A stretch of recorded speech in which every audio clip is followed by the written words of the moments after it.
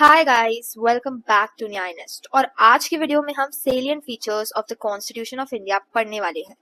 Constitution of India के salient features सुनने में तो बहुत बोरिंग लग सकते हैं, क्योंकि जब आप एनसीईआरटी बुक खोलेंगे क्लास 11th की तो ट्रस्ट में ये चैप्टर इतना बड़ा है कि देखने में ही बोरिंग लगता है। लेकिन आज की वीडियो में ये पूरा चैप्टर हम नोट्स, फ्लो चार्ट्स और इतने इजी तरीके से सिर्फ पढ़ने ही नहीं वाले, कॉन्सेप्चुअल क्लैरिटी लेके जाएंगे और साथ ही साथ लर्न भी कर लेंगे कि आप एग्जाम तो क्या लेकिन लाइफ टाइम इस चैप्टर को भूलेंगे नहीं। सिर्फ क्लास 11th के लिए इंपॉर्टेंट नहीं है, आप अगर क्लैट की प्रिपरेशन कर रहे हो तो उसके लिए भी बहुत ज्यादा इंपॉर्टेंट है। तो without wasting time let's start. देखो, सबसे पहले कॉन्स्टिट्यूशन का मतलब क्या है। देखो, कॉन्स्टिट्यूशन को हिंदी में संविधान बोलते हैं, यानी कि रूल्स एंड रेगुलेशन। अब जैसे कि आप में से बहुत सारे लोग जो है क्रिकेट खेलते होंगे, बैडमिंटन खेलते होंगे, और हर गेम के क्या होते हैं, रूल्स होते हैं, रेगुलेशंस होते हैं जो आपको फॉलो करने होते हैं। सिमिलरली जब हम सोसाइटी की बात करते हैं तो सोसाइटी में जो कॉन्स्टिट्यूशन होता है, संविधान होता है, वो हमारा रूल्स एंड रेगुलेशन कंटेन करता है जो हर एक सिटीजन को फॉलो करनी होती है। जो कॉन्स्टिट्यूशन वर्ड है, ये एक लैटिन वर्ड से निकला है, कॉन्स्टिट्यूटो, जिसका मतलब है टू एस्टैब्लिश। ठीक है, और इसकी अलग अलग डेफिनेशन है। जैसे कि ऑक्सफोर्ड की जो ये मिनी डिक्शनरी है, ये कॉन्स्टिट्यूशन को बोलती है कि कॉन्स्टिट्यूशन एक बॉडी है ऑफ फंडामेंटल प्रिंसिपल्स और establish rule by which a state और ऑर्गेनाइजेशन इज गवर्न। कि संविधान जो है, इसमें कुछ फंडामेंटल प्रिंसिपल्स है, रूल्स है, रेगुलेशंस है जो लोगों को फॉलो करने पड़ते हैं, जो स्टेट को फॉलो करने पड़ते हैं। स्टेट से मतलब होता है गवर्नमेंट को फॉलो करने पड़ते हैं, जो भी organisation within the country है उन्हें फॉलो करने पड़ते हैं, राइट। उसके अलावा फिलिप्स ने अपनी अलग एक डेफिनेशन दी। जैसे कि आप पता है कि यार, ऑर्गन ऑफ द गवर्नमेंट की जब हम बात करते हैं तो तीन ऑर्गन है। एक हमारा होता है लेजिस्लेचर जो लॉज को बनाता है, एक होता है एग्जीक्यूटिव जो इंप्लीमेंट करता है, and then we have judiciary जो इंप्लीमेंटेशन के साथ साथ देखता है कि यार जो लॉज बनाए जा रहे हैं वो फंडामेंटल राइट्स को वायलेट तो नहीं करते। ठीक है, ये कॉन्स्टिट्यूशन को इंटरप्रेट करते हैं। तो सिमिलरली जो वेड एंड फिलिप्स है वो कहते हैं कि जो कॉन्स्टिट्यूशन है हमारा main organs of the government को क्रिएट करते हैं, यानी ये तीन ऑर्गन जो है क्रिएट करे गए हैं, कॉन्स्टिट्यूशन करता है। और उनका स्ट्रक्चर, उनके पास कितनी पावर है, उसमें कौन कौन लोग आएंगे। जैसे लेजिस्लेचर में पार्लियामेंट ऑफ इंडिया है, स्टेट लेजिस्लेटिव असेंबली है, तो कॉम्पोजिशन क्या रहेगी, पावर्स क्या रहेगी, मेन फंक्शंस क्या रहेंगे, ये सारी चीजें संविधान हमें बताता है। साथ ही साथ ये भी बताता है कि किस तरह से ये ऑर्गन्स एक दूसरे से रिलेटेड है, राइट। अब देखो यार, अगर लेजिस्लेचर नहीं होगा तो एग्जीक्यूटिव कौन से लॉज को इंप्लीमेंट करेगा, है ना। अगर एग्जीक्यूटिव को लॉज को इंप्लीमेंट करना है तो उसके लिए कॉन्स्टिट्यूशन में लॉज होना भी तो जरूरी है, और लॉ बनाने का काम लेजिस्लेचर करता है। तो ये तीनों ऑर्गन आपस में इंटर रिलेटेड है, ठीक है। तो ये सारा काम किसका है, संविधान का है। तो अगर बहुत ही सिंपल टर्म्स में बोलूं तो कॉन्स्टिट्यूशन में जो भी ड्यूटीज है, पावर्स है, फंक्शन है, इन तीनों डिफरेंट ऑर्गन्स के स्पेसिफाइड है क्लियरली, राइट। उसके अलावा इन तीनों में क्या इंटर रिलेशन रहेगा, क्या रिलेशनशिप रहेगा, किसको क्या काम करना है वो भी मेंशन है, और किस तरह से स्टेट यानी कि गवर्नमेंट जो है वो इंटरेक्ट करेगी सिटीजन्स के साथ, ये चीज भी मेंशन है।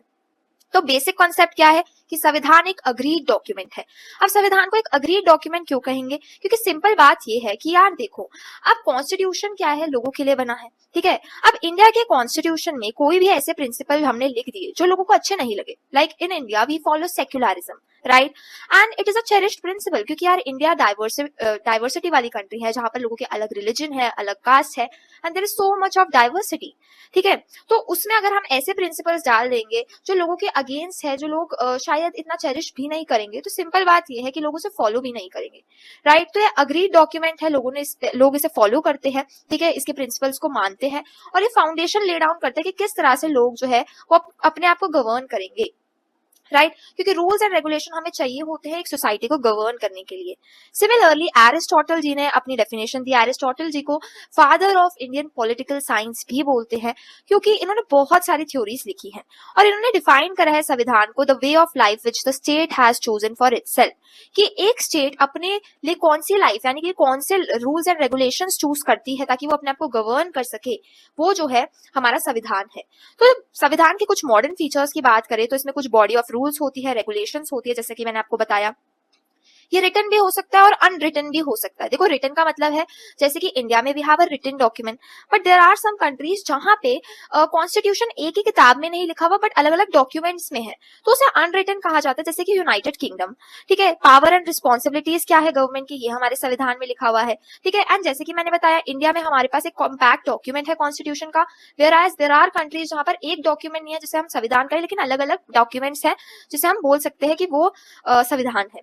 राइट्स क्या है, लोगों की ड्यूटीज क्या है सिटीजन्स की, वो भी मेंशन है, ठीक है। इसके अलावा देखो इसका नेचर क्या है, fundamental law of the state. So basically constitution is the fundamental law of the state. It is the basic rules and regulation which not only government has to follow but also the citizen of a country needs to follow.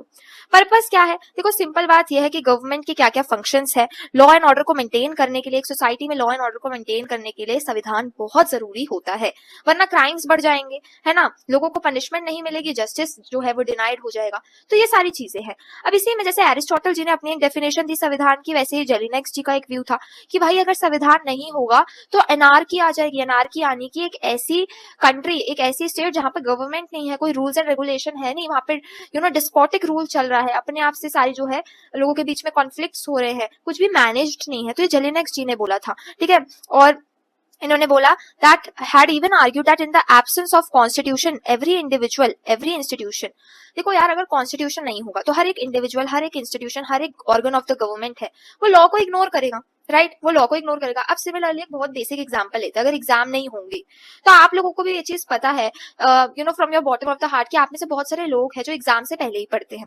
Exam भी नहीं होंगे तो आप में से शायद बहुत लोग होंगे जो पढ़ेंगे ही नहीं, राइट। तो कभी कभार कुछ ऐसी चीजें हमें चाहिए होती है लाइफ में जो हमारे ऊपर कंपल्शन हो कि यार अगर लॉ, देखो संविधान नहीं होगा, लॉ नहीं होगा तो लोग जो है उसे फॉलो भी नहीं करेंगे और उससे रीन ऑफ एनार्की आ जाएगी, यानी लोग जो है अपने मन पसंदीदा चीजें करेंगे, ठीक है, जिसकी वजह से सोसाइटी डिसरप्ट भी हो सकती है। अब इंडियन कॉन्स्टिट्यूशन की बात करें तो सिंपल बात यह है कि यार ये इफेक्ट में आता है 26 जन 1950 को और लेंथीएस्ट इन द वर्ल्ड है। हमारा भारतीय संविधान सबसे ज्यादा लेंथीएस्ट इन द वर्ल्ड है। इसमें बहुत सारे आर्टिकल्स है, बहुत सारे स्टडी नोट्स में फ्री डिस्क्रिप्शन बॉक्स में प्रोवाइड कर रही हूँ, आप सीधा प्रिंट आउट निकाल के उसे लर्न कर सकते हो, राइट। तो प्लीज अगर वीडियो अच्छी लगे तो लाइक करो, शेयर करो, सब्सक्राइब करो to my channel for more search content, क्योंकि आपकी कमेंट, आपके लाइक मेरे को मोटिवेट करते हैं कि मैं ऐसा कंटेंट और भी बनाती रहूं। तो अब देखते हैं कि इंडियन कॉन्स्टिट्यूशन यानी भारतीय संविधान जो है ये किस तरह से बना। देखो यार विश्व युद्ध जब 2 हो रहा था, वर्ल्ड वॉर 2, तो वो 1939 से 45 के बीच में हुआ था एंड 1945 को जो वर्ल्ड वॉर 2 था ये खत्म हो गया। अब जैसे ही वर्ल्ड वॉर 2 खत्म हुआ तो उसके बाद इंडिया की जो इंडिपेंडेंस थी, मतलब लोग जो है वो इंडिया की इंडिपेंडेंस के लिए डिमांड करने लगे कि हमें अब इंडिया की इंडिपेंडेंस चाहिए, राइट। और 1945 1946 में जैसे ही वर्ल्ड वॉर 2 एंड हुआ तो यहाँ पे प्रोविंशियल लेजिस्लेचर्स के लिए इलेक्शन हुए। यानी कि प्रोविंशियल लेजिस्लेचर का मतलब ये है कि यहाँ पे इंडिया में बहुत सारे प्रोविंसेस, राज्यों के इलेक्शंस हुए, ठीक है। अब जो ये प्रोविंशियल लेजिस्लेचर आई, उन्होंने कॉन्स्टिट्यूएंट असेंबली को इनडायरेक्टली इलेक्ट करा। यानी कि देखो कॉन्स्टिट्यूशन किसने बनाया, कॉन्स्टिट्यूशन कॉन्स्टिट्यूएंट असेंबली ने बनाया, लेकिन कॉन्स्टिट्यूएंट असेंबली को किसने बनाया है, क्या वो डायरेक्टली इलेक्टेड है बाय द लोग? तो नहीं, लोगों ने उसे डायरेक्टली इलेक्ट नहीं करा था। जो कॉन्स्टिट्यूएंट असेंबली है उन्होंने वो इलेक्टेड थे बाय प्रोविंशियल लेजिस्लेचर, ठीक है, प्रोविंशियल लेजिस्लेचर के द्वारा इनडायरेक्टली वो इलेक्टेड थे, ठीक है। फिर 1946 में आते आते जो है ये कॉन्स्टिट्यूएंट असेंबली जो है फॉर्म हो गई, न्यू दिल्ली में फॉर्म हुई थी और इनका टास्क यही था कि भाई हमें भारतीय संविधान को ड्राफ्ट करना है, हमें इंडियन कॉन्स्टिट्यूशन बनाना है। तो 1946 और 1947 में आप लोगों को पता है कि इन सब चीजों में डिले आ गया क्योंकि हिंदू मुस्लिम्स के बीच में जो विवाद थे वो काफी ज्यादा बढ़ गए थे। मुस्लिम लीग जो थी वो पाकिस्तान की फॉर्मेशन बोल रही थी कि हमें पाकिस्तान चाहिए, राइट। तो ये सारी चीजें हो रही थी और 15 अगस्त 1947 को इंडिया एंड पाकिस्तान क्या हो गए, इंडिपेंडेंट डिक्लेयर हो गए एंड लॉर्ड माउंटबेटन ने इन दोनों को इंडिपेंडेंस ग्रांट कर दी और ये दोनों इंडिपेंडेंट हो गए। अब उसके बाद जो 1947 था, 1950 था, यहाँ पे कॉन्स्टिट्यूएंट असेंबली जो है ड्राफ्ट करती रहती है कॉन्स्टिट्यूशन। मैंने अभी बताया ना कि इंडिया की constitution was really is the lengthiest constitution in the world. तो भाई ऐसा तो नहीं है कि इंडिया का कॉन्स्टिट्यूशन ओवरनाइट प्रिपेयर हो गया। हम देखते हैं कि विश्व युद्ध 2 के बाद जो है धीरे धीरे प्रोसेस जो है इसकी चलती गई और 1947 से 1950 तक ये ड्राफ्टिंग चलती रही, लेकिन फाइनल कॉन्स्टिट्यूशन जो था वो रेडी हो गया था 26 जन 1950 को। अब इसमें कुछ इंपॉर्टेंट जो है नाम हमारे आगे आते हैं, वो है डॉक्टर बी आर अम्बेडकर। डॉक्टर बी आर अम्बेडकर को principal architect of the Indian constitution बोला जाता है क्योंकि ये चेयरमैन थे हमारे ड्राफ्टिंग कमिटी के और ये पहले लॉ मिनिस्टर इंडिया के बने भी थे, ठीक है। इन्हें मॉडर्न मनु भी बोला जाता है। तो ये 1 मार्कर है जो आपसे डायरेक्टली पूछा जा सकता है। दूसरी चीज, members of the constituent assembly. अब देखो यार जो कॉन्स्टिट्यूएंट असेंबली थी जो इनडायरेक्टली इलेक्ट हुई थी, राइट। तो जो कॉन्स्टिट्यूएंट असेंबली के मेंबर्स थे इसमें ज्यादातर मेंबर्स कांग्रेस पार्टी के ही थे, यानी कि 82% जो था, अगर मैं आपको प्रिसाइजली बोलूं तो कांग्रेस पार्टी के मेंबर्स थे और बहुत ही कम ऐसे मेंबर्स थे जो बाकी पार्टीज के जैसे कम्युनिस्ट पार्टी के हो गए, उनसे बहुत ही कम ही मात्रा में जो थे लीडर्स थे। कांग्रेस पार्टी की हिस्ट्री की बात करें तो यार कांग्रेस पार्टी 1885 में बहुत ही old, one of the oldest party हम बोलेंगे, एलन ऑक्टेवियन ह्यूम ने जो है फॉर्म करी थी, हु वाज एन इंग्लिशमैन, ठीक है। और उसके बाद जो है उनका एम यही था कि भाई ब्रिटिश गवर्नमेंट में, क्योंकि जब ब्रिटिशर्स आए थे 200 साल ब्रिटिशर्स ने राज करा, जो हमारे यहाँ पे गवर्नमेंट थी वो भी कॉलोनियल थी, यानी ब्रिटिशर्स थे उस गवर्नमेंट में, तो इनका एम यही था कि भाई जो ब्रिटिशर्स की गवर्नमेंट है इसमें जो है इंडियंस भी पार्टिसिपेट करें, इंडियंस को भी पॉलिटिकल रिप्रेजेंटेशन मिले, ठीक है। मेरा गला थोड़ा खराब है तो प्लीज वॉइस का थोड़ा मैनेज कर लेना, ठीक है। अब इसमें आते हैं गांधी जी। देखो यार, गांधी जी का रोल जो है ये बहुत ही इंपॉर्टेंट रहा है। 1921 में जैसे ही वर्ल्ड वॉर 2 जो है खत्म हो जाता है, तो वर्ल्ड वॉर 2 खत्म होने के बाद महात्मा गांधी लीडर बन जाते हैं। वैसे तो इनके लिए बहुत सारे अलग अलग व्यूज है, बहुत सारे लोगों के फेवर में है गांधी जी के, बहुत सारे अगेंस्ट में है, but to be very honest as a leader उनकी leadership quality is something which needs to be praised, क्योंकि हर सेक्शन ऑफ द सोसाइटी को इन्होंने अकोमोडेट करा, चाहे वो गरीब थे, चाहे वो मिडिल क्लास थे, चाहे वो रिच थे, हर सारे सेक्शंस को अकोमोडेट करके इंडिया का फ्रीडम स्ट्रगल जो है एक मास मूवमेंट ने कन्वर्ट करा गांधी जी ने, ठीक है। अब इसके बाद क्या हुआ कि कांग्रेस में बहुत सारे लोग ऐसे भी थे जो लॉ की फील्ड में काफी ज्यादा एक्सपर्टीज थी, उनकी पब्लिक अफेयर्स में बहुत एक्सपर्टीज थे, तो भाई सारी चीजें बहुत सारे लोगों का कॉन्स्टिट्यूशन को बनाने में रोल रहा है। अब डॉक्टर B.R. अम्बेडकर का रोल मैंने आपको बताया कि he was the chairman of drafting committee and ये फर्स्ट लॉ मिनिस्टर इंडिया के बन गए थे। अब देखो जो कॉन्स्टिट्यूएंट असेंबली थी, इनके 2 फीचर्स थे। सबसे पहले जब मॉर्निंग होती थी तो ये गवर्नेंस वर्क, यानी कि यार देखो जो डे टू डे एडमिनिस्ट्रेशन होता है, जो भी गवर्नेंस का वर्क होता है, वो सारी चीजें देखते थे। लेकिन जैसे ही दोपहर का समय होता था तो ये कॉन्स्टिट्यूशन को ड्राफ्ट करते थे। Sources of the constitution of India. देखो यार, इंडिया के जो संविधान है, इंडियन कॉन्स्टिट्यूशन को एक बोरोड कॉन्स्टिट्यूशन कहा जाता है, राइट क्यों कहा जाता है बोरोड कॉन्स्टिट्यूशन? क्योंकि यार इंडिया का जो संविधान है उसमें बहुत सारे प्रिंसिपल्स ऐसे हैं, बहुत सारे फीचर्स ऐसे हैं जो हमने बाकी कॉन्स्टिट्यूशन से लिए हुए हैं, राइट हमने कुछ प्रिंसिपल यूएसए से लिए हुए हैं, कुछ ऑस्ट्रेलिया से लिए हुए हैं, कुछ कैनेडियन कॉन्स्टिट्यूशन से लिए हुए हैं, और ऐसे हमने बहुत सारे प्रिंसिपल्स लिए हुए हैं। तो sources of the constitution of India की बात करें कि यार जो कॉन्स्टिट्यूशन ऑफ इंडिया है वो किन किन चीजों से बना हुआ है, कौन कौन से एक्ट से बना हुआ है, उसकी बात करते हैं, और इसे बहुत ही इंटरेस्टिंग तरीके से लेंगे क्योंकि बहुत इंटरेस्टिंग पार्ट है। तो सबसे पहला आता है गवर्नमेंट ऑफ इंडिया एक्ट 1935 का। अब जो संविधान का सबसे बेसिक डॉक्यूमेंट जो है वो गवर्नमेंट ऑफ इंडिया एक्ट 1935 है, और ये ब्रिटिश पार्लियामेंट जो है उन्होंने लंदन में पास करा था और इंडिया में भी इन्होंने पास करा था, बिकॉज यू नो कि ब्रिटिशर्स ने 200 साल जो है इंडिया में राज करा, तो भाई जो लंदन में पास करते थे ये लोग यहाँ पे भी करते थे। 1935 से 1950 की ड्यूरेशन थी, और इस दौरान इसमें क्या क्या फीचर्स थे। हमारे इंडिया कॉन्स्टिट्यूशन में एक पार्लियामेंट्री सिस्टम आ गया था कि जो पार्लियामेंट है वो इस्टेब्लिश हो गई थी, पीएम जो है प्राइम मिनिस्टर जो है इस्टेब्लिश हो गए थे, लेकिन ज्यादातर जो पावर रहती थी वो उस टाइम पे ब्रिटिशर्स के हाथ में ही थी। यहाँ पे एक डिटेल एडमिनिस्ट्रेटिव स्ट्रक्चर आ गया था गवर्नमेंट का, एक फेडरल सिस्टम आ गया था, सेंट्रलाइज फेडरल सिस्टम की, यार हमारे पास सेंट्रल गवर्नमेंट एग्जिस्टेंस में आ गई थी, और प्रोविंशियल लेजिस्लेचर का जो इलेक्शन हमने देखा था ना कि जो प्रोविंशियल जो राज्य थे उसमें इलेक्शन हो रहे थे, वो फीचर कहां से आया, वो हमारा गवर्नमेंट ऑफ इंडिया एक्ट से आया था। और ये स्केलेटन ऑफ आवर कॉन्स्टिट्यूशन था, यानी कि अगर आप सोचे तो ये सबसे ज्यादा फ्रेमवर्क था, बेसिक डॉक्यूमेंट था। जैसे हमारी बॉडी की स्केलेटन जो होती है वो बेसिक फ्रेमवर्क हमारी बॉडी को देती है ना, सिमिलरली कॉन्स्टिट्यूशन का स्केलेटन क्या था, government of India.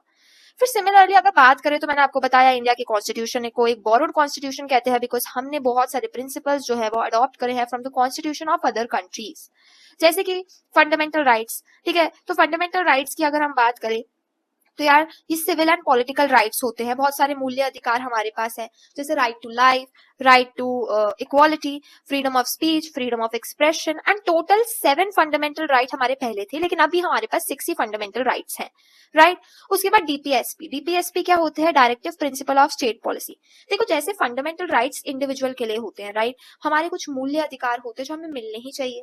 Directive principle of state policy, इसमें कुछ ऐसे प्रिंसिपल्स होते हैं जो एक स्टेट की गवर्नमेंट को फॉलो करने चाहिए, और ये इकोनॉमिक नेचर के होते हैं, सोशल नेचर के होते हैं, और कल्चरल नेचर के होते हैं, जैसे right to health, right to livelihood, right equal pay for equal work, कि भाई अगर विमेन वर्क कर रही है और मेल वर्क कर रहे हैं, सेम काइंड ऑफ वर्क कर रहे हैं, तो उन्हें सेम सैलरी मिलनी चाहिए, उसमें भेदभाव नहीं होना चाहिए। तो हमने बोरो करे बेस्ट आइडियाज को, राइट हमने हर कॉन्स्टिट्यूशन को देखा, हमें जो जो बेस्ट आइडियाज लगे इंडिया के हिसाब से हमने उसे अडेप्ट कर लिया। फिर इसमें आता है स्पिरिट ऑफ द कॉन्स्टिट्यूशन, यानी कि ऑब्जेक्टिव रेजोल्यूशन। ऑब्जेक्टिव रेजोल्यूशन पे क्वेश्चन आ सकता है कि ऑब्जेक्टिव रेजोल्यूशन किसने ड्राफ्ट करा था और क्या था। देखो ऑब्जेक्टिव रेजोल्यूशन जो है ये 1946 13 दिसंबर जवाहरलाल नेहरू जी के द्वारा ड्राफ्ट किया गया था, एंड इसे स्पिरिट ऑफ द कॉन्स्टिट्यूशन कहते हैं। देखो स्पिरिट यानी कि सोल, है ना। अब हम जैसे हमारी बॉडी की सोल होती है, वैसे कॉन्स्टिट्यूशन की जो आत्मा है वो है ऑब्जेक्टिव रेजोल्यूशन, क्योंकि जवाहरलाल नेहरू जी ने इसमें कुछ ऐसे प्रिंसिपल्स लिखे जो हमारे संविधान में भी लागू होते हैं आज तक। जैसे कि जो भी हमारे कॉन्स्टिट्यूशन में हम देखते हैं जस्टिस का आइडिया, सोशल जस्टिस होना चाहिए, इकोनॉमिक जस्टिस होना चाहिए, पॉलिटिकल जस्टिस होना चाहिए, इक्वालिटी का आइडिया, फ्रीडम का आइडिया, ये सारा जवाहरलाल नेहरू जी ने ऑब्जेक्टिव रेजोल्यूशन में पहले ही लिख दिया था। ठीक है। एंड साथ ही कांग्रेस पार्टी का भी विजन था फॉर 20 ईयर्स। साथ ही इसमें ये भी लिखा था कि भाई जो माइनॉरिटी सेक्शन है, SC ST एंड जो भी minority section of the society को बिलोंग करते हैं, ट्राइबल एरियाज में, बैकवर्ड क्लासेस, उन्हें जो है सेफगार्ड्स भी प्रोवाइड करे जाएंगे। तो ये जो ऑब्जेक्टिव रेजोल्यूशन है, बाद में जाकर अगर आप हमारे कॉन्स्टिट्यूशन का प्रेएम्बल देखते हैं, देखो जैसे बुक्स होती है, बुक्स में जब आप स्टार्टिंग में इंडेक्स पेज होता है ना, इंडेक्स पेज में क्या होता है यार, जो भी पूरी बुक में है ना, उसे एक सार में, एक समरी में लिख दिया जाता है कि इस बुक में इतने चैप्टर है, तो आपको समझ आता है कि यार इस बुक में ना ये चीजों के बारे में लिखा हुआ है, राइट। सिमिलरली जब हम कॉन्स्टिट्यूशन की बात करते हैं ना, तो कॉन्स्टिट्यूशन में एक इंडेक्स पेज होता है जैसे बोलते हैं प्रेएम्बल। प्रेएम्बल में वो सारी चीजें लिखी होती है, लेकिन बहुत ही समरी पॉइंट्स में कि क्या क्या चीजें हैं, शॉर्ट पॉइंट्स में, ब्रीफ पॉइंट्स में लिखी होती है। तो जो प्रेएम्बल है उसमें आप जस्टिस की बात देखेंगे, आप इक्वालिटी की बात करते हैं, फ्रीडम की बात करते हैं, और ये सारे प्रिंसिपल कहाँ से आए प्रेएम्बल में, ये सारे प्रिंसिपल ऑब्जेक्टिव रेजोल्यूशन से आए हैं। So this is the spirit of, it is also called as spirit of constitution. अब देखो 3 सेलियंट फीचर्स हमारे संविधान के हमेशा से रहे हैं कि भाई यूनिटी होनी चाहिए और इंटीग्रिटी होनी चाहिए। ऐसा नहीं कि हम एक ही सेक्शन ऑफ द सोसाइटी को राइट्स प्रिविलेजेस देते जा रहे हैं, क्योंकि इंडिया में डाइवर्सिटी तो बहुत ज्यादा है, और क्योंकि इतनी सारी डाइवर्सिटी है तो हमारी गवर्नमेंट का ये रोल है कि वो उसे अकोमोडेट यानी एडजस्ट करे। ऐसा नहीं कि किसी एक पर्सन को या एक सोसाइटी के पर्सन को या सेक्शन ऑफ द सोसाइटी को हमने क्या दे दी, राइट्स दी, और बाकी को हमने देखा ही नहीं। दूसरा फीचर यह है कि स्पिरिट ऑफ डेमोक्रेसी। देखो डेमोक्रेसी में government is of the people, for the people and by the people. तो गवर्नमेंट जो है वो लोगों के हिसाब से काम करे, अकाउंटेबल हो, आंसरेबल हो। और तीसरी चीज है social revolution for the citizens betterment, यानी जो भी काम हो वो लोगों के भलाई के लिए किए जाए। तो heart beat of our constitution क्या है, heart beat of our constitution ये 3 principle, democracy, unity and integrity and citizens की बेटरमेंट के लिए सोशल रेवोल्यूशन। अब इसे लर्न कैसे करें, देखो सोर्सेस ऑफ इंडियन कॉन्स्टिट्यूशन क्या है, सोर्सेस ऑफ इंडियन कॉन्स्टिट्यूशन हमने पढ़े कि 4 सोर्सेस है। ठीक है, 4 सोर्सेज में क्या है, सबसे पहले हम बात करें स्केलेटन। तो स्केलेटन क्या है, फ्रेमवर्क। फ्रेमवर्क क्या है, गवर्नमेंट ऑफ इंडिया एक्ट, जिसमें से हमने पार्लियामेंट्री सिस्टम अडॉप्ट करा, इलेक्शन अडॉप्ट करे। फिर उसके बाद हमें बोरिंग कॉन्स्टिट्यूशन बोला जाता है, क्योंकि हमने बेस्ट आइडियाज लिए बाकी कॉन्स्टिट्यूशन से। हमारे कॉन्स्टिट्यूशन का स्पिरिट और हार्टबीट कौन सा है, ऑब्जेक्टिव रेजोल्यूशन। और साथ ही साथ ये 3 सेलिएंट फीचर्स को भी हार्टबीट बोला जाता है संविधान का, राइट। तो ये सोर्सेज आपको याद रखने हैं। इसके अलावा ड्राफ्टिंग, देखो हमारे यहाँ पे ड्राफ्टिंग कमेटी थी, जो कॉन्स्टिट्यूशन था उसे ड्राफ्ट करने का काम एक कमेटी ने लिया हुआ था, जिसके चेयरमैन डॉक्टर BR अम्बेडकर थे और वो लॉ मिनिस्टर भी थे। तो इन्होंने 15 अगस्त 1947 से 26 जैन 1950 तक संविधान को ड्रॉ करने का, यानी कि संविधान के जो भी प्रिंसिपल्स थे उसे लिखने का काम ड्राफ्टिंग कमेटी ने करा था, इस तारीख से लेकर इस तारीख तक। इनका एम ये था कि एडमिनिस्ट्रेशन सोसाइटी का इंप्रूव हो जाए, हम सोशल डाइवर्सिटी भी देखें। ये नहीं कि हम संविधान बना रहे तो हम अपने हिसाब से लिख दे, या एक सेक्शन ऑफ द सोसाइटी का जो है पॉइंट प्रेजेंट कर दे। हमें सारी सेक्शन ऑफ द सोसाइटी को देखना है, हमें सोशल डाइवर्सिटी को देखना है, हमें अपनी हिस्ट्री को देखते हुए चलना है, और वैसे प्रिंसिपल्स लिखने हैं जो लोग फॉलो भी कर पाए और जो प्रैक्टिकल भी हो। तो इनका काम यही था कि इन्होंने कॉन्स्टिट्यूशन के ड्राफ्ट प्रिपेयर कर दिया था, कि कॉन्स्टिट्यूशन में ड्राफ्ट का मतलब सिंपल यार कि एक आउटलाइन प्रिपेयर कर दी थी कि ये सारी चीजें आएगी, एक रफ स्केच। ठीक है, फिर उसी कॉन्स्टिट्यूशन को अप्रूवल मिल गया था, ठीक है, और अडॉप्शन मिल गया था। अप्रूवल किसके द्वारा दिया गया, प्रेसिडेंट के द्वारा। प्रेसिडेंट कौन थे उस वक्त, डॉक्टर राजेंद्र प्रसाद जी। किस टाइम कॉन्स्टिट्यूशन को पास करा गया, तो 26 नवंबर 1949 को पास करा गया, और सारे प्रिंसिपल्स हमने कब अडॉप्ट करे गए, 26 जन 1950 को, राइट। कितना टाइम लगा संविधान को, अब देखो यार मैंने आपको बताया संविधान इतना ज्यादा लेंदी है, लिखने में टाइम लगा होगा, तो 2 साल 11 महीने और 18 दिन जो है भाई कॉन्स्टिट्यूशन को बनने में लग गए। कितने सेशन हेल्ड हुए, तो 11 सेशंस हेल्ड हुए, राइट। और देखो सबसे पहले इसकी जो है कॉपी हिंदी में भी लिखा गया, इंग्लिश में भी लिखा गया। इंग्लिश में हम इसे क्या बोलते हैं, कॉन्स्टिट्यूशन ऑफ इंडिया, और हिंदी में इसे भारतीय संविधान बोलते हैं। ठीक है, इसकी कैलीग्राफी किसने करी, देखो कैलीग्राफी यानी कॉन्स्टिट्यूशन को लिखा किसने, लिखा मतलब कि उसे सुंदर राइटिंग में किसने लिखा, तो प्रेम बिहारी नारायण रहजादा ने लिखा है। ठीक है, आर्ट एंड डेकोरेशन किसने करा, तो बहुत सारे आर्टिस्ट शांति निकेतन से आए थे, जैसे कि ब्योहर राम मनोहर सिन्हा, नंदलाल बोस। ठीक है, तो इन्होंने जो है कुछ आर्टिस्टिक कॉन्ट्रीब्यूशंस थी। तो अडॉप्ट हमने किस टाइम पे करा, सिंपल बात है, कंफ्यूजन नहीं, हमने अडॉप्ट करा 26 नवंबर 1949 में, ठीक है। उसके बाद पूरा इफेक्ट कब आया, पूरा इफेक्ट इसमें आया 26 जैन 1950 में, ठीक है। 26 नवंबर को हमने कुछ प्रिंसिपल्स अडॉप्ट करे थे, कुछ प्रिंसिपल्स हमने अडॉप्ट नहीं करे, लेकिन पूरी तरह से संविधान लागू 26 जैन 1950 में ही हुआ था, ठीक है। और इसी को आज हम रिपब्लिक डे भी बोलते हैं, गणतंत्र दिवस। आर्टिकल 394 जो हमारे कॉन्स्टिट्यूशन का है वो बताता है कि किस दिन हमारा कॉन्स्टिट्यूशन को हमने फुल इफेक्ट दिया था, और जो फुल इफेक्ट कब दिया था, 26 जैन 1950 को। Salient features of the constitution of India, यानी कि अभी तक जो हमने पढ़ा वो देखा कि किस तरह से कॉन्स्टिट्यूशन बना, उसमें कौन कौन इंपॉर्टेंट रोल प्ले करा, कब अडॉप्ट किया गया, कब एनैक्ट करा गया, राइट, और संविधान होता क्या है। लेकिन अब हम सिर्फ स्पेसिफिकली भारतीय संविधान की बात करेंगे कि भारतीय संविधान के सेलिएंट फीचर्स क्या रहे। सेलिएंट फीचर्स यानी कि सबसे इंपॉर्टेंट फीचर्स जो भारतीय संविधान को यूनिक बनाते हैं फ्रॉम अदर कॉन्स्टिट्यूशन, ठीक है। तो सबसे पहले इसमें हम क्या क्या पढ़ने वाले हैं, लेंथीएस्ट रिटन कॉन्स्टिट्यूशन है हमारा भारतीय संविधान। हम बोरोड कॉन्स्टिट्यूशन कहते हैं क्योंकि हमने बहुत सारी चीजें बाकी कॉन्स्टिट्यूशन से ली है। हमारा जो कॉन्स्टिट्यूशन है लिविंग डॉक्यूमेंट है, क्योंकि क्यों लिविंग डॉक्यूमेंट है, क्योंकि हम इसमें चेंजेस ला सकते हैं। हमारे संविधान में कुछ ऐसे प्रिंसिपल्स है जो इतने इंपॉर्टेंट है कि हम उसे चेंज ही नहीं कर सकते, लेकिन कुछ ऐसे प्रिंसिपल है कि भाई सोसाइटी जैसे जैसे आगे बढ़ती है, हमें चेंजेस लाने होते हैं तो हम उसे चेंज कर सकते हैं। तो हमारा जो कॉन्स्टिट्यूशन है रिजिड भी नहीं है बहुत ज्यादा, और बहुत ज्यादा फ्लेक्सिबल भी नहीं है। हमारे यहाँ पे फेडरल सिस्टम है विद यूनिटरी वायरस, यानी कि हमारे यहाँ पे सेंट्रल गवर्नमेंट भी है, स्टेट गवर्नमेंट भी है, लेकिन ज्यादा पावर कहीं ना कहीं हम देखते हैं कि हमारा सेंट्रल गवर्नमेंट को ज्यादा पावर है। फिर हमारे यहाँ पे पार्लियामेंट्री फॉर्म ऑफ गवर्नमेंट है, राइट। हमारे यहाँ पे जुडिशरी जो है वो इंडिपेंडेंट है। फंडामेंटल राइट्स हमें मिले हुए हैं, कुछ मूल्य अधिकार, कुछ हमें डीपीएसपी मिले हुए हैं। डीपीएसपी यानी जो हमारी स्टेट की गवर्नमेंट है उन्हें क्या क्या चीजें करनी चाहिए वो बताती है डीपीएसपी। कुछ हमारे फंडामेंटल ड्यूटीज है जो हर सिटीजन को फॉलो करना चाहिए। हमारी जो इंडिया है वो सेक्युलर स्टेट है, यानी कि कोई भी एक रिलीजन को फॉलो नहीं करती, कोई ऑफिशियल रिलीजन नहीं है, सबके पास ये चॉइस है कि वो कोई सा भी रिलीजन फॉलो कर सकते हैं, या फिर अगर नहीं भी फॉलो करना कोई रिलीजन तो वो उनकी चॉइस है। फिर यूनिवर्सल अडल्ट फ्रेंचाइज है कि जो भी 18 साल की उम्र के व्यक्ति है, मतलब 18 प्लस है, they have the right to vote. और हर एक बंदा जो one vote means one right, ठीक है, सबके पास राइट टू वोट है। और जिसके पास भी राइट टू वोट, अगर हम वोट करते चाहे वो अमीर है गरीब है, कोई भी सेक्शन ऑफ द सोसाइटी है, उनके वोट को एक ही काउंट करा जाएगा। हमारे यहाँ पे सिंगल सिटीजनशिप का एक प्रोविजन है, ठीक है। 3 टायर गवर्नमेंट है हमारे पास, central government, state government, local government है, ठीक है। उसके अलावा जो है इमरजेंसी प्रोविजन है कि अगर हमारे प्रेसिडेंट जी को लगता है या गवर्नमेंट को लगता है कि यार हमारी जो कंट्री है उसमें इंटरनल इमरजेंसी लगाई जा सकती है, एक्सटर्नल इमरजेंसी लगाई जा सकती है। तो ये सारे फीचर्स हम इसमें आपकी जो बुक में इंपॉर्टेंट लिखे हुए हैं उसी को हम अच्छे से पढ़ने वाले हैं। अब बात करते हैं सबसे पहला फीचर हमारे कॉन्स्टिट्यूशन का, वो ये है कि हमारा कॉन्स्टिट्यूशन एक मॉडर्न कॉन्स्टिट्यूशन है, ठीक है। सबसे पहले अगर हम बात करें तो हमने बाकी संविधान से बेस्ट फीचर को अडॉप्ट करा, और इंडिया ने जो कॉन्स्टिट्यूशन है वो नीड्स एंड कंडीशन देकर अडॉप्ट करा। देखो बहुत लोग क्रिटिसाइज करते हैं, बहुत सारी कंट्री हमें क्रिटिसाइज करती है कि यार इंडिया ने तो अपने कॉन्स्टिट्यूशन में हमारे प्रिंसिपल्स अडॉप्ट कर लिए, लेकिन समझने की बात है कि हम इसे डिनाई नहीं कर रहे। Yes, India have adopted a lot of principles from the constitution of other country, लेकिन उस कॉन्स्टिट्यूशन के प्रिंसिपल्स को हमने इंप्लीमेंट अपने हिसाब से करा है। क्योंकि ध्यान रखने वाली बात यह है कि इंडिया की जो सोसाइटी है उसकी नीड्स, उसकी कंडीशन, उसकी डाइवर्सिटी किसी और राज्य से अलग है, राइट।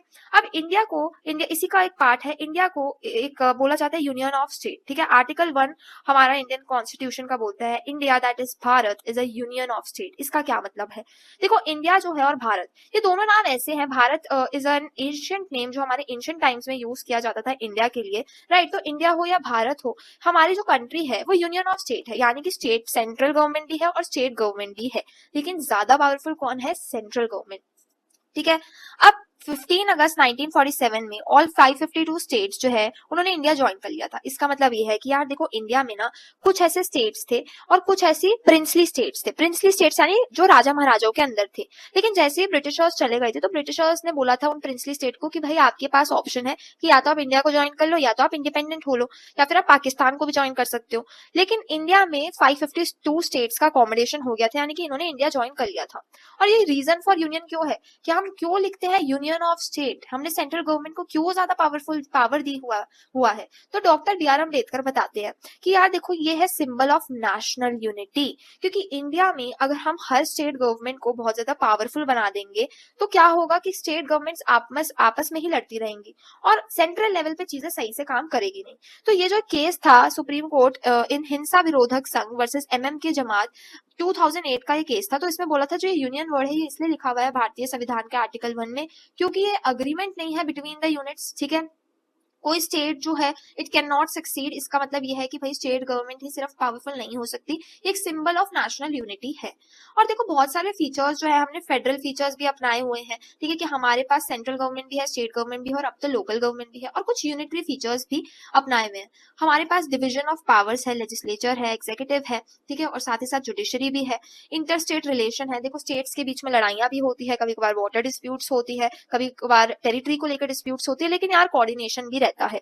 और जब इमरजेंसी का टाइम होता है, देखो इमरजेंसी का सिंपल मतलब ये है कि कभी कभार जो एक कंट्री होती है या एक कोई स्टेट होती है, वहां पे क्या होता है कि चीजें सही तरीके से चल नहीं रही होती, इंटरनल डिस्टर्बेंसेस हो जाती है या सिविल वॉर हो जाती है, तो उसमें जो प्रेसिडेंट है वो क्या लगा देते हैं, प्रेसिडेंट जो है वो इमरजेंसी इंपोज कर देते हैं, जिसकी वजह से सेंट्रल गवर्नमेंट के पास ज्यादा पावर आ जाती है, और सेंट्रल गवर्नमेंट जो है वो स्टेट गवर्नमेंट की पावर भी ले सकता है, और ये part 18 of the Indian constitution में लिखा हुआ है। तो हमारे यहाँ पे कुछ फीचर्स फेडरल वाले भी है, जिसमें डिविजन ऑफ पावर करा हुआ है, 3 तरह की गवर्नमेंट रखी हुई है, लेकिन यूनिटरी फीचर्स भी है कि भाई अगर इमरजेंसी का टाइम आ जाए तो सेंट्रल गवर्नमेंट के पास ज्यादा पावर है। साथ ही साथ भाई मॉडर्न क्या बनाते हैं, मॉडर्न कॉन्स्टिट्यूशन हमारे इंडिया को इसलिए बोलते हैं क्योंकि हमारे पास है फंडामेंटल राइट। फंडामेंटल राइट का मतलब है मूल्य अधिकार, जो हमारे part 3 of the Indian constitution में लिखे हुए हैं। और हमने कहां से लिया, ये हमने यूएसए से अडॉप्ट करा भाई। हमारे संविधान में जो फंडामेंटल राइट्स है ये है 6 नंबर 6 है हमारे fundamental rights, from article 12 to article 35। पहले 7 हुआ करते थे फंडामेंटल राइट, लेकिन फिर राइट टू प्रॉपर्टी को हटा दिया और अब 6 है, ठीक है। हमारे कॉन्स्टिट्यूशन में रिट्स है, जैसे कि हैबियस कॉर्पस, ये मैंने पुरानी वीडियो में एक्सप्लेन करे हुए हैं। हैबियस कॉर्पस क्या है, मैंडेमस है, क्यू वारंटो है, प्रोहिबिशन है, सर्जरी है, जिसकी वजह से सुप्रीम कोर्ट और हाई कोर्ट लोगों के फंडामेंटल राइट्स को प्रोटेक्ट करते हैं। यानी कि अगर किसी के मूल्याधिकार वॉयलेशन होता है मूल्य अधिकार का, then they can go to supreme court and as well as high court, ठीक है, वो उधर भी जा सकते हैं। और साथ ही साथ हमारे यहाँ पर जुडिशरी है भाई, जुडिशियल कंट्रोल है, ये चीज आप जानते हैं, इंडिपेंडेंट जुडिशरी है। फिर हमारे कॉन्स्टिट्यूशन को मॉडर्न क्या बनाता है, मॉडर्न क्या होता है कि यार देखो एक पर्सन मॉडर्न होता है जब वो टाइम के साथ साथ अपने आप में क्या लाए, बदलाव लाए, पुरानी चीजों को लेकर ही ना बैठे रहे, बदलाव जो है चेंजेस को एक्सेप्ट करें। तो कॉन्स्टिट्यूशन के कुछ ऐसे प्रिंसिपल्स है जिसे हम अमेंड कर सकते हैं, यानी कि हम चेंज कर सकते हैं जैसे जैसे टाइम पास होता है, सोसाइटी में चेंजेस चाहिए होते हैं। और ये जो अमेंडमेंट ऑफ द कॉन्स्टिट्यूशन है कि भाई हम अपने कॉन्स्टिट्यूशन को चेंज कर सकते हैं, ये इंडिया में प्रिंसिपल किधर से अपनाया है, ठीक है, तो ये हमारे पार्ट 20 में लिखा हुआ है, और हमने यूएसए से अपनाया कि भाई कॉन्स्टिट्यूशन में चेंजेस भी करे जा सकते हैं। फिर इंडिया में पार्लियामेंट्री सिस्टम कहाँ से आया है, ये ब्रिटिशर्स से आया है, ब्रिटिश कॉन्स्टिट्यूशन से आया है। हमारे इंडिया में प्रेसिडेंशियल सिस्टम नहीं अपनाया कि भाई प्रेसिडेंट के पास ज्यादा पावर होगी, ऐसा नहीं हो सकता। हमारे इंडिया में क्या है कि हमारी India is a Republic country, Republic मतलब कि हमारे यहाँ पे जो हेड होंगे वो इलेक्टेड होंगे। फिर हमारे यहाँ पे डायरेक्टिव प्रिंसिपल्स भी है। डायरेक्टिव प्रिंसिपल्स का क्या मतलब है कि भाई कुछ ऐसी चीजें हैं जो स्टेट की गवर्नमेंट को फॉलो करनी चाहिए, ठीक है, और ये हमने कहाँ से अपनाया, ये हमने आयरिश कॉन्स्टिट्यूशन, ठीक है, उधर से अपनाया। हमारे पार्ट 4 जो है फ्रॉम आर्टिकल 36 टू आर्टिकल 51, यह हमारा DPSP directive principle of state policy को ले डाउन करते हैं, ठीक है। फिर उसके बाद ट्रेड एंड कॉमर्स, देखो यार अब इंडिया है, यहाँ पे बहुत सारा ट्रेड होता है, एक्सपोर्ट इंपोर्ट होता है, बिजनेसेस चलते हैं, और इसमें क्या चाहिए होती है, फ्रीडम चाहिए होती है। तो ये जो भी प्रिंसिपल्स है बिजनेस वगैरह की, हमने ऑस्ट्रेलियन सिस्टम से अपनाए हैं, और ये पार्ट 13 ऑफ द कॉन्स्टिट्यूशन में लिखे गए हैं। फिर सबसे इंपॉर्टेंट चीज कि भाई मैंने अभी आपको क्या समझाया कि इंडिया के कॉन्स्टिट्यूशन में क्या है, 3 फीचर्स है। सबसे पहली चीज क्या है, सेंट्रल गवर्नमेंट है, फिर स्टेट गवर्नमेंट है।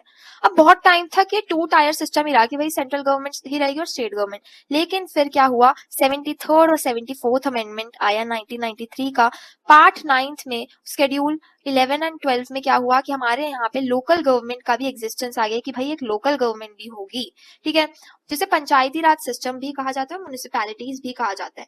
तो ये 2 टायर सिस्टम से 3 टायर सिस्टम बन गया था, 3 टायर सिस्टम, राइट। उसके बाद service matter and public service commission, देखो यार बहुत सारी पब्लिक सर्विस कमीशन गवर्नमेंट के खुद के एग्जाम होते हैं, जैसे यूपीएससी, पीसीएस वगैरह, तो वो सारी चीजें पार्ट 14 में हमने लिखी हुई है। फिर हमारे यहाँ पे एडमिनिस्ट्रेटिव ट्रिब्यूनल्स होंगे। देखो ट्रिब्यूनल्स क्या होते हैं, सिंपल बात यह है कि जैसे कोर्ट में जो है जज बैठे हुए होते हैं, वो केस को देखते हैं। ट्रिब्यूनल्स में क्या होते हैं कि आईएएस ऑफिसर, एडमिनिस्ट्रेटिव्स बैठे हुए होते हैं जो मैटर को देखते हैं, ठीक है, ताकि यार जो कोर्ट का बर्डन है वो थोड़ा कम हो जाए। तो इसमें जो कुछ स्पेसिफिक केसेस ही आते हैं, और ये पार्ट 14A में हमारा लिखा हुआ हुआ है, ठीक है। फिर इलेक्शन किस तरह से कंडक्ट होंगे, ये सारी चीजें पार्ट 15 में लिखी हुई है। तो हमारे इंडियन कॉन्स्टिट्यूशन को ये सारी चीजें मॉडर्न बनाती है। आपको ये सारी चीजें लिखनी है। सबसे पहले आपको लिखना है इसमें आर्टिकल 1 कि हमने कुछ फीचर्स जो है फेडरल अपनाए हुए हैं, कुछ यूनिटरी अपनाए हुए हैं, हमने बेस्ट फीचर्स लिए हुए हैं। फिर आपको फंडामेंटल राइट के बारे में लिखना है, डीपीएसपी के बारे में लिखना है, और जो जो प्रिंसिपल्स हमने अडॉप्ट करे उनके बारे में। अब लर्न कैसे करना है, लर्न इसमें ये लिखना है कि इंडियन कॉन्स्टिट्यूशन मॉडर्न है। मॉडर्न कैसे है, क्योंकि ये यूनियन ऑफ स्टेट है। फिर आपको फेडरल यूनिटी के बारे में लिखना है, आपको फंडामेंटल राइट्स के बारे में लिखना है, हम इसमें अमेंडमेंट कर सकते हैं, ठीक है। हम इसमें हमने पार्लियामेंट्री सिस्टम अडॉप्ट करा हुआ है। आप डीपीएसपी के बारे में लिखेंगे, ट्रेड की फ्रीडम के बारे में लिखेंगे, लोकल गवर्नमेंट के बारे में लिखेंगे, ट्रिब्यूनल्स के बारे में लिखेंगे जो कोर्ट के बर्डन को कम कर देते हैं, ठीक है। और आप इलेक्शंस के बारे में भी लिखेंगे। अब देखो यार, इतना बड़ा आंसर आपको, आप सिर्फ ये अपनी कॉपी में लिख लेंगे ना, आपको लर्न हो जाएगा, ठीक है। अब दूसरा फीचर है कि भाई हमारा संविधान लेंथीएस्ट भी है, ठीक है। और इसे रिकॉग्नाइजेशन किसने बोला कि ये लेंथीएस्ट रिटन कॉन्स्टिट्यूशन है, तो ये दुर्गादास बासु ने बोला कि हमारा जो भारतीय संविधान है ये सबसे ज्यादा लेंथीएस्ट है, सबसे ज्यादा डिटेल है, सबसे ज्यादा इलेबोरेटेड कॉन्स्टिट्यूशन है इन द वर्ल्ड, ठीक है। अब देखो, ओरिजिनली बात करें तो हमारे भारतीय संविधान में 395 आर्टिकल्स थे और 8 शेड्यूल्स थे, ठीक है। लेकिन आज के टाइम पे कितने हैं, 448 आर्टिकल्स है और 12 शेड्यूल्स हो चुके हैं, राइट। और ये जो आर्टिकल्स है कभी बढ़ भी सकते हैं। अभी मैंने आपको करेंटली बता दिया कि 448 है, शायद आप एक बार गूगल करके वेरीफाई कर सकते हैं, ठीक है। अब हमारा भारतीय संविधान इतना लेंदी क्यों है भाई, इतने आर्टिकल्स, इतने शेड्यूल क्यों है, क्योंकि हमने कवर सब अच्छे से करा हुआ है और हर चीज को डिटेल में लिखा हुआ है। सबसे पहले हमने सेंट्रल गवर्नमेंट और स्टेट गवर्नमेंट के क्या फंक्शन, क्या स्ट्रक्चर होगा, उसके बारे में अच्छे से लिखा हुआ है, किस तरह से वो वर्क करेंगी। साथ ही साथ हमने फंडामेंटल राइट्स लिखे हुए हैं, फंडामेंटल ड्यूटीज मेंशन करी गई है, एग्जीक्यूटिव की भाई क्या पावर होगी, जुडिशरी की क्या पावर होगी, पार्लियामेंट की पावर क्या होगी, ये भी मेंशन करा हुआ है। किस तरह से जुडिशियरी की अपॉइंटमेंट होगी, जज कैसे बनते हैं, हाई कोर्ट की, सुप्रीम कोर्ट की, वो सारी चीजें लिखी हुई है। कौन सी ऑफिशियल भाषा होगी, क्या इंग्लिश रहेगी या हिंदी रहेगी। अभी currently Hindi English both are official language. Citizenship अगर इंडिया की लेने तो क्या क्राइटेरिया रहेगा, इमरजेंसी प्रोविजंस क्या रहेंगे। तो भाई इंडिया का कॉन्स्टिट्यूशन इतना भारी भरकम इसलिए है क्योंकि ये सारी चीजें उसमें लिखी हुई है और डिटेल में लिखी गई है, ठीक है। Schedule caste, schedule tribes, backward classes, religious और लिंग्विस्टिक माइनॉरिटीज के लिए क्या क्या स्पेशल प्रोविजंस, रिजर्वेशन प्रोवाइड करी जाएगी, कितनी रिजर्वेशन प्रोवाइड करी जाएगी, ये सब लिखा हुआ है भाई, और बहुत ही डिटेल में लिखा गया है। तो जाहिर सी बात है भाई, कॉन्स्टिट्यूशन भारी तो होगा ही। और साथ ही साथ directive principle of state policy, देखो directive principle of state policy जो है ये पार्ट 4 में है। सिंपल बात ये है कि जैसे फंडामेंटल राइट्स है, फंडामेंटल राइट्स कौन से पार्ट ऑफ द कॉन्स्टिट्यूशन में है, पार्ट 3 में है, ठीक है। क्या ये इन्फोर्सेबल है, इन्फोर्सेबल यानी कि क्या लॉ इसे रिकॉग्नाइज करता है, यानी कि कल को अगर किसी ने मेरा फंडामेंटल राइट वॉयलेट कर दिया तो can I go to the supreme court और हाई कोर्ट, तो आंसर इज यस। बट देखो, directive principle of state policy ना बाइंडिंग नहीं होते, मतलब कि गवर्नमेंट के पास ये चॉइस होती है कि वो इसे फॉलो करे या ना करे, तो ये नॉन इन्फोर्सेबल है, ठीक है। ये फंडामेंटल है फॉर द गवर्नेंस कि हम मानकर चलते हैं कि यार अगर गवर्नमेंट इसे फॉलो करेगी तो अच्छा रहेगा। स्टेट की एक ड्यूटी होनी चाहिए कि वो इसे अप्लाई करे, इन प्रिंसिपल्स को अप्लाई करे ताकि गवर्नेंस अच्छे से हो। फिर हमने पढ़ा कि यार हमारे यहाँ पे यूनियन ऑफ स्टेट है, स्ट्रॉन्ग सेंट्रल गवर्नमेंट है, लेकिन बाकी 3 टायर सिस्टम भी है। प्रियम्बल की बात करें तो हमारे यहाँ प्रियम्बल भी है। अब प्रियम्बल क्या है, मैंने बताया था कि ऑब्जेक्टिव रेजोल्यूशन से बना हमारा कॉन्स्टिट्यूशन का इंडेक्स पेज जिसे बोला जाता है प्रियम्बल, जिसमें पूरे संविधान को हमने बिल्कुल ही शॉर्ट शॉर्ट पॉइंट्स में लिख दिया है कि पूरे संविधान में कुछ ऐसे प्रिंसिपल्स है जो बहुत बेसिक है, जैसे कि जस्टिस, इक्वालिटी, फ्रेटर्निटी। और ओरिजिनल कॉन्स्टिट्यूशन की अगर हम बात करें तो हमारे ओरिजिनल कॉन्स्टिट्यूशन में सॉवरेन बोला गया था कि हमारी इंडिया रिपब्लिक है, ठीक है, डेमोक्रेटिक है और सॉवरेन है। लेकिन 1976 का जो है 42nd अमेंडमेंट आया, इसमें सोशलिस्ट और सेक्युलर वर्ड भी ऐड हो गया। हमारे इंडिया में क्या है भाई, अडल्ट सफरेज है और डेमोक्रेसी का भी मेंशन किया गया है कि हर एक अडल्ट सिटीजन जो 18 उम्र से ज्यादा वाला है भाई वो इलेक्ट कर सकता है और सब कर सकते हैं, ऐसा नहीं सिर्फ रिच ही करेंगे। और डेमोक्रेटिक एसेंस है भाई, डेमोक्रेसी में किस तरह से जुडिशरी काम करेगी, किस तरह से पार्लियामेंट्री सिस्टम होगा, civil rights, political rights, economic rights, social rights, इन सभी के बारे में संविधान में लिखा हुआ है। और इसी वजह से हमारा जो संविधान है लेंथीएस्ट रिटन कॉन्स्टिट्यूशन है, क्योंकि हर चीज को बहुत ही डिटेल में लिखा गया है। फिर बात करती है प्रियम्बल टू द कॉन्स्टिट्यूशन। देखो यार, प्रियम्बल को अच्छे से पढ़ लेते हैं क्योंकि ये सिर्फ इस एग्जाम के लिए, आपका 11th के लिए ही या क्लैट के लिए इंपॉर्टेंट नहीं है, बट ये ऐसी चीज है जो यूपीएससी तक डायरेक्टली पूछ लेता है, तो हम इसे अच्छे से पढ़ते हैं और डिटेल में मतलब समझते हैं। देखो, सबसे पहले बात होती है we the people of India having solemnly resolve to constituent India into sovereign. देखो, सॉवरेन वर्ड का मतलब क्या है, प्रियम्बल में सबसे पहला वर्ड जो मेंशन है वो है सॉवरेन। सॉवरेन का मतलब है कि इंडिपेंडेंस हो गया एक्सटर्नल और इंटरनल मैटर्स में। आपको पता है भाई, ब्रिटिशर्स आए थे, कितने साल उन्होंने राज करा, करते राज इंडिया पे थे और लॉ भी इंडिया के खिलाफ ही बनाते थे, इंडियंस के खिलाफ ही। तो ऐसा नहीं होगा, इंडिया के पास अपनी लिबर्टी होगी, कि वो खुद के लॉ को बनाए, खुद को गवर्न करे। सॉवरेन का मतलब वो होता है। फिर सोशलिस्ट, सोशलिस्ट यानी कि स्टेट जो है वो जो भी काम करेंगे वो वेलफेयर के लिए करेंगे। सेक्युलर होगा इंडिया, सेक्युलर यानी कि कोई ऑफिशियल रिलीजन नहीं होगा, ठीक है, सारे रिलीजन मिलके रहेंगे और स्टेट का कोई ऑफिशियल रिलीजन नहीं होगा। फिर डेमोक्रेटिक होगा और रिपब्लिक होगा। रिपब्लिक यानी जो हेड ऑफ अ स्टेट होगा वो इलेक्टेड होगा। जस्टिस होगी, सबको जस्टिस मिलेगा, चाहे वो सोशल जस्टिस हो, इकोनॉमिक हो या पॉलिटिकल हो। लिबर्टी ऑफ थॉट एक्सप्रेशन होगा, ठीक है, इक्वालिटी की बात करी गई है, फ्रेटर्निटी की बात करी गई है। तो हमारे भारतीय प्रियम्बल है। प्रियम्बल का मतलब ये है कि यार इसमें जो भी कॉन्स्टिट्यूशन है ना, कॉन्स्टिट्यूशन की सारा जो समरी पॉइंट्स है ना वो इसमें लिख दिया है कि भाई जस्टिस में हमें सोशल, इकोनॉमिक, पॉलिटिकल, ये सारा इंट्रोडक्टरी स्टेटमेंट बोला जाता है कि preamble is an introductory statement, ठीक है। तो अब इसे डिटेल में पढ़ते हैं। देखो प्रियम्बल जो है ये एक इंट्रोडक्टरी स्टेटमेंट है। जो संविधान है उसका सबसे पहला पेज होता ही प्रियम्बल है। और ये प्रियम्बल किस पे बेस्ड है? ऑब्जेक्टिव रेजोल्यूशन पे बेस्ड है। फिर इसमें जो भी प्रिंसिपल्स है, जो भी फिलोसफी है कॉन्स्टिट्यूशन की, उसमें उसको लिखा हुआ है बहुत ही समरी पॉइंट्स में, ब्रीफ में। और ये क्या इंश्योर करता है कि यूनिटी रहे और इंटीग्रिटी रहे। अब सुप्रीम कोर्ट का एक बहुत ही इंपॉर्टेंट केस इसमें है, जो है Kesavananda Bharati versus union of state. जो Kesavananda versus Bharatiya union of state है, ये 1976 का केस है। और वो बोलते हैं कि जो प्रियम्बल है ये एक पार्ट ऑफ द कॉन्स्टिट्यूशन है और ये एक बेसिक स्ट्रक्चर को कंटेन करता है, यानी कि सबसे ज्यादा important part of the constitution है, क्योंकि पूरे कॉन्स्टिट्यूशन की एक तरह की समरी है भाई, ठीक है। It is a guide for interpreting constitutional provisions, ये गाइड की तरह काम करता है, ठीक है। उसके बाद Charanlal Sahu versus union of India में आते हैं कि सॉवरेन वर्ड को एक्सप्लेन करा कि भाई जो सॉवरेन है इसका मतलब ये है कि India is not subject to any external authority and can legislate freely, कि भाई इंडिया जो है बिल्कुल फ्री है, कोई भी बाहर की अथॉरिटी आकर उसके लिए लॉ नहीं बनाएगी, वो खुद अपने लॉस बनाएंगी।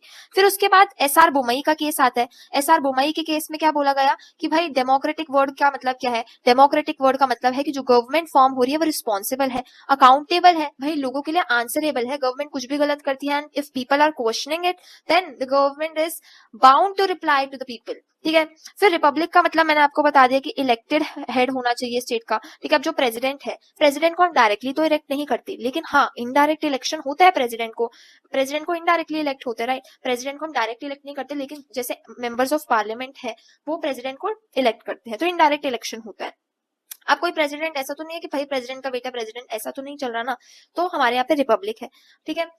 तो ये चीज है। अब इसके बाद objectives in the preamble, preamble में क्या क्या चीजें है? सबसे पहले जस्टिस मिलेगा, चाहे सोशल जस्टिस हो, चाहे वो इकोनॉमिक जस्टिस हो, चाहे वो पॉलिटिकल जस्टिस हो। सबके पास लिबर्टी है, फ्रीडम है, थॉट का, स्पीच का, एक्सप्रेशन का, बिलीफ का, वो कोई भी फेथ को वर्शिप कर सकते हैं।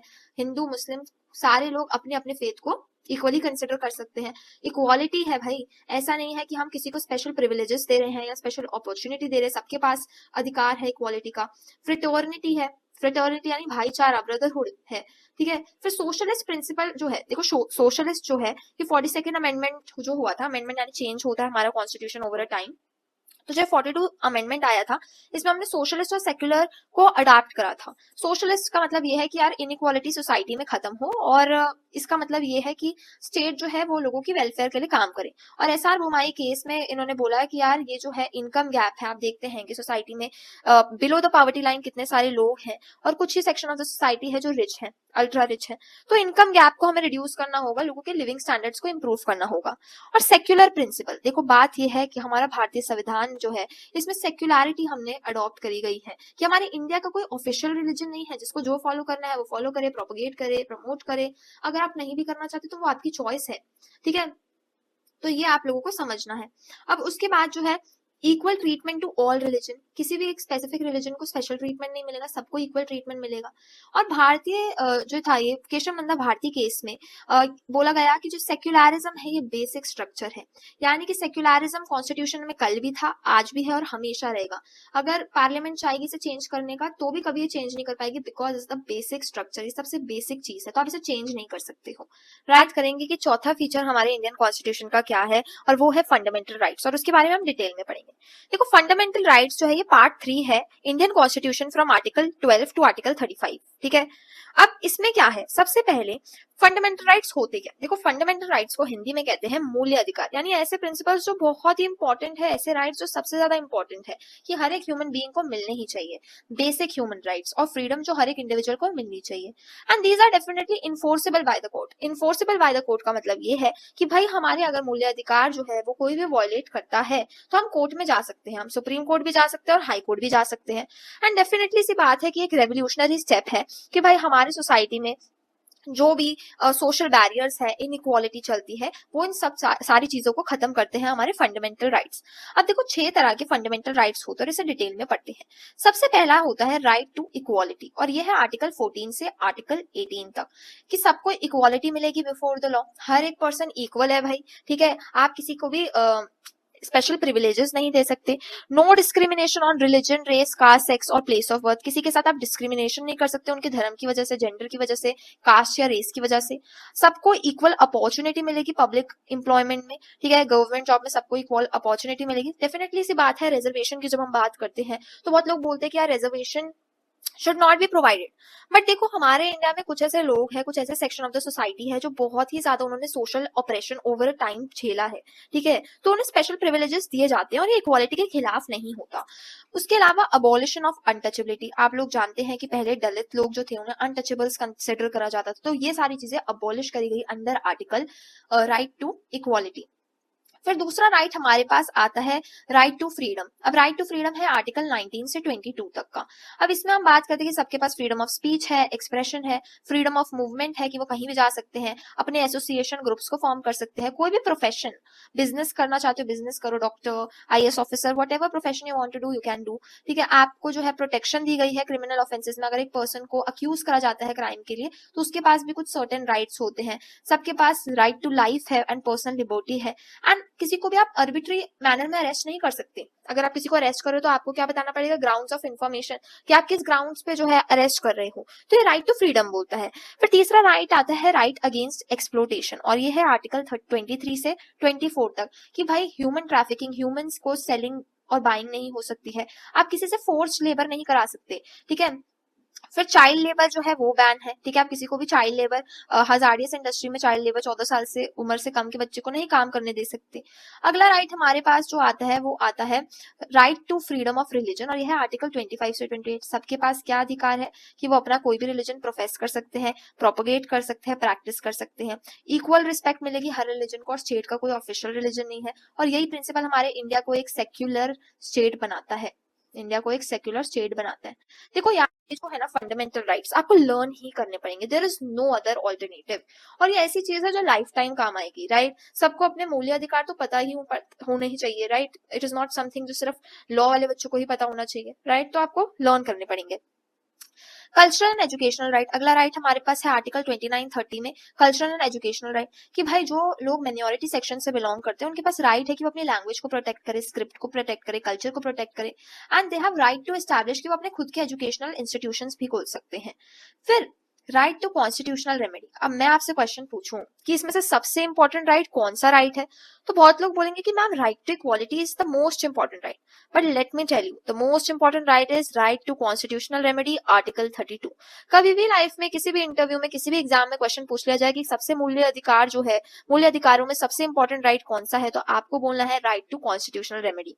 देखो राइट टू कॉन्स्टिट्यूशनल रेमेडी जो है उसका मतलब ये है कि भाई अगर किसी पर्सन का फंडामेंटल राइट वायलेट होता है तो वो कहाँ जा सकता है, सुप्रीम कोर्ट और हाई कोर्ट जा सकते हैं, और इस राइट की वजह से बाकी सारे राइट्स को इंप्लीमेंटेशन मिलती है, इसलिए सबसे इंपॉर्टेंट राइट है, ठीक है। तो right to move to the high court for the enforcement of fundamental rights.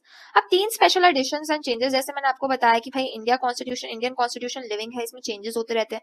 तो राइट टू एजुकेशन जो था ये पहले हमारा फंडामेंटल राइट नहीं था, लेकिन 86th अमेंडमेंट एक्ट आया 2002 में, तो आर्टिकल 21A में जो है इसे फंडामेंटल राइट बना दिया गया।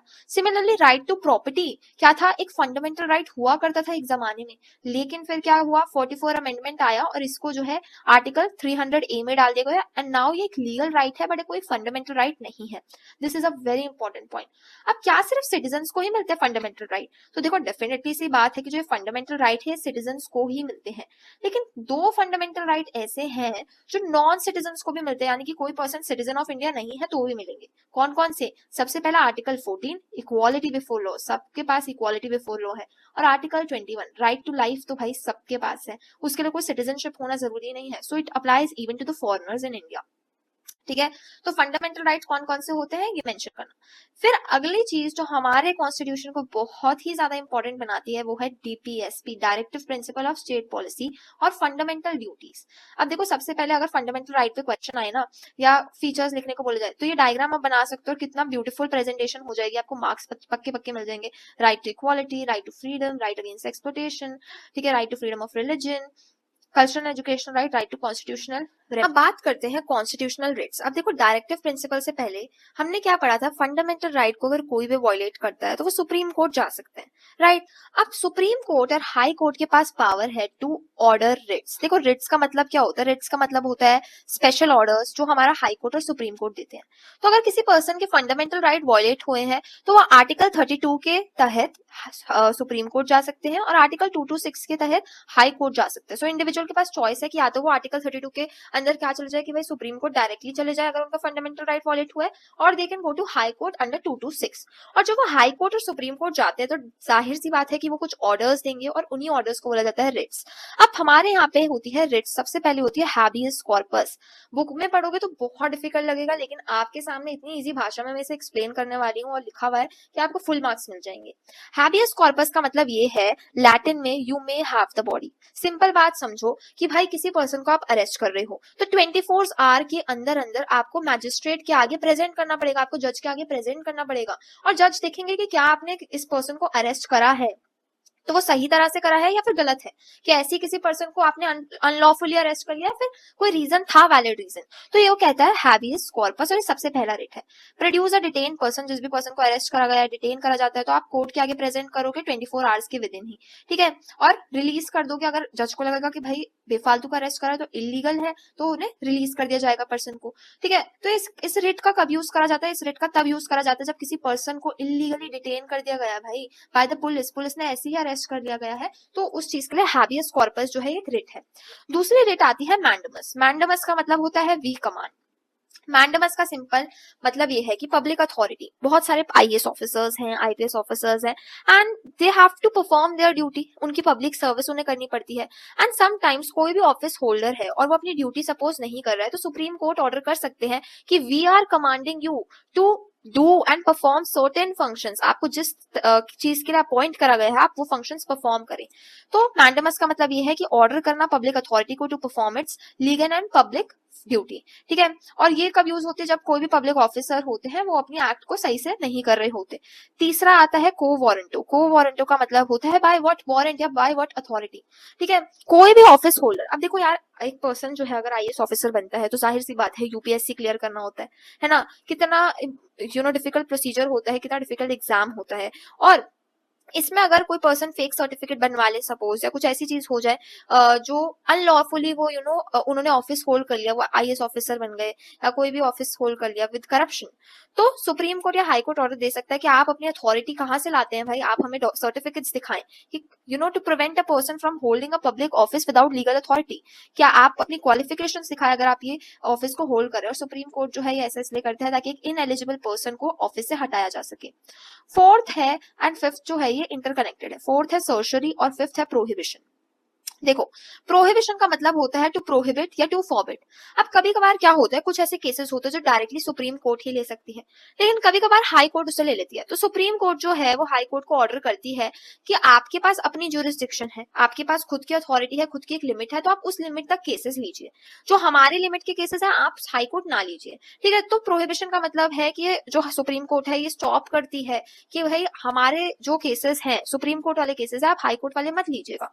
लेकिन कभी कभार होती कि भाई हाई कोर्ट तब भी उस चीज को ना नोटिस में नहीं लेती, तो फिर सर्जरी काम आता है। सर्जरी का मतलब ये है कि कभी कभार ऐसे मैटर्स होते हैं जो हाई कोर्ट की जुरिस्डिक्शन में नहीं होते, जो सुप्रीम कोर्ट की जुरिस्डिक्शन में होते हैं। तो सुप्रीम कोर्ट क्या करता है, सुप्रीम कोर्ट जाहिर सी बात है डायरेक्टली उस चीज को नल एंड वॉइड डिक्लेयर कर देता है कि भाई आपकी इस पे जुरिस्डिक्शन, आपकी इस केस में अथॉरिटी थी नहीं तो आपने ऑर्डर दिया कैसे, ठीक है। अब रिट ज्यूरिसडिक्शन की बात करें सुप्रीम कोर्ट और हाई कोर्ट की, तो दोनों की सेम ही है, कोई अंतर नहीं है। सुप्रीम कोर्ट में क्या होता है कि आप फंडामेंटल राइट्स को वायलेट अगर आपके हुए हैं तो आप इन्फोर्स करा सकते हो आर्टिकल 32 के अंदर। हाई कोर्ट में आप फंडामेंटल राइट्स के रिलेटेड भी जा सकते हो और ऑर्डिनरी लीगल राइट्स भी अगर सपोज आपके वायलेट हुए तो आप तब भी जा सकते हो आर्टिकल 226 के अंदर। ठीक है, तो सिंपल बात यह है कि high court and supreme court में रिट ज्यूरिसडिक्शन में कोई अंतर नहीं है, बस आर्टिकल्स का डिफरेंस है, तो आर्टिकल्स को याद रखना। और सुप्रीम कोर्ट में सिर्फ फंडामेंटल राइट्स की इन्फोर्समेंट के लिए जा सकते हो, लेकिन हाई कोर्ट में फंडामेंटल राइट और कोई भी other legal ordinary right violate हुए तो भी जा सकते हो। अगली चीज क्या होती है, अगली चीज ये होती है कि Supreme Court can not refuse. अब देखो यार, सिंपल बात यह है कि फंडामेंटल राइट अगर वायलेट हुए हैं तो सुप्रीम कोर्ट जो है वो रिफ्यूज नहीं कर सकती कि भाई हम आपको इन्फोर्समेंट करके नहीं देंगे। लेकिन हाई कोर्ट के पास ये पावर है कि वो रिफ्यूज कर सकते कि भाई हम अपनी रिट ज्यूरिसडिक्शन एक्सरसाइज नहीं करेंगे। ठीक है, सुप्रीम कोर्ट की जो भी ज्यूरिसडिक्शन है ये एक्सटेंड होती है definitely. Supreme court apex court है, हाईएस्ट कोर्ट है इंडिया में, तो ये जो भी डिसीजन देता है बाइंडिंग होता है। लेकिन हाई कोर्ट जो है ये अपने स्टेट तक ही बाइंडिंग होता है। ठीक है, पंजाब के हाई कोर्ट के जो भी डिसीजन होंगे वो पंजाब में लागू होंगे। राइट, तो इस तरह से होता है। इसके अलावा अगली चीज आती है directive principles of state policy. Now very important and very easy technique जिससे आपको लर्न करवा देती हूँ अभी के अभी ही। देखो, directive principle of state policy article 36 to 51 में है और ये पार्ट 4 है, part 4 of the Indian constitution में। ठीक है, अब ध्यान से समझने की कोशिश करना, ये इन्फोर्सेबल बाय द कोर्ट नहीं है, यानी कि अगर इसे वायलेट करे जाते हैं तो लोग जो है कोर्ट में जाकर नहीं बोल सकते कि भाई हमारे डीपीएसपी वायलेट हुए हैं। ठीक है, बट ये फंडामेंटल होते हैं इन गवर्नेंस। देखो, डीपीएसपी का मतलब ये है कुछ ऐसे प्रिंसिपल्स जो लोगों को नहीं लेकिन गवर्नमेंट को अडॉप्ट करने हैं। ठीक है, अब ये गाइडलाइंस हो सकती है स्टेट पॉलिसीज के लिए सोशल या इकोनॉमिक मैटर में, और इन्फोर्सेबल नहीं होती है, लेकिन फिर भी यार हम ऐसा सोच के चलते हैं कि गवर्नेंस पे बाइंडिंग है, यानी कि गवर्नमेंट शुड फॉलो इट। एम क्या है, एम यही है कि वेलफेयर हो स्टेट में। ठीक है, जस्टिस आए, social justice, economic justice, political justice, equality आए लोगों के बीच में, और जो इनइक्वालिटी है in terms of income, status and facilities ये कम हो, और ये आर्टिकल 38 में मेंशन है। अब इसे लर्न कैसे करें?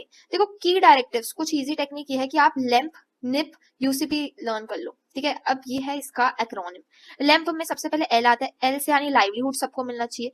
ई का मतलब है equal pay for equal work. M का मतलब है मिनिमम वेजेस। पी का मतलब है कि पंचायती राज इंस्टीट्यूशन जो हमारा आया ना, लोकल गवर्नमेंट, वो इसी से आया। निप से आता है एन, न्यूट्रिशन लेवल आप रेस करो, पब्लिक हेल्थ को इंप्रूव करो।